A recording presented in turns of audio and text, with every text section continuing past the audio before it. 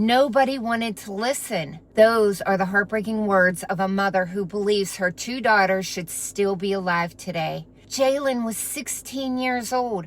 Her little sister Lenora was just 11. They weren't just sisters. They were daughters, friends, and children who, according to those who loved them, were known for their kindness, their sweet hearts, and their deep love for God and their family. They had their entire lives ahead of them. But on the evening of July 31st, officers responded to a home in Wisconsin after receiving a request for a welfare check.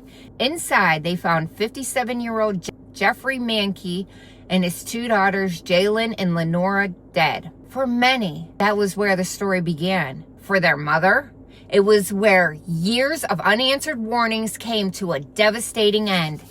In a public Facebook post, she had spent the last 2 years trying to get someone to listen. She wrote that her daughters repeatedly said that they did not feel safe while in their father's care.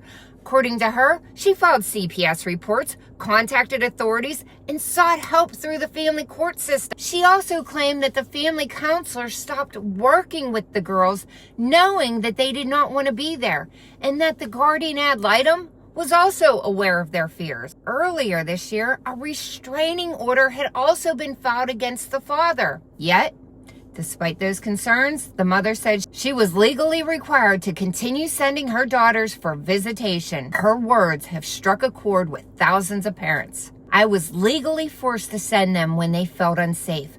Nobody wanted to listen. If someone would have listened to their cries for help for the last 2 years, they would still be here. The system failed my babies. One question continues to weigh heavily on so many minds. If children repeatedly say they're afraid, if concerns are reported again and again, if multiple adults and agencies are made aware, at what point does someone step in before it's too late?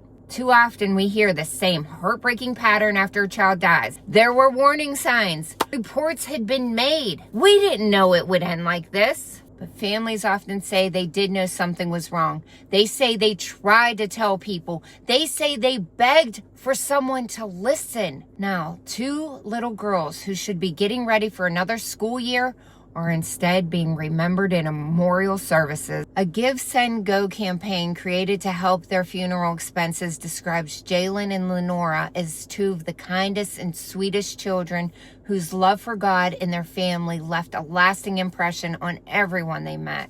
That is how they deserve to be remembered.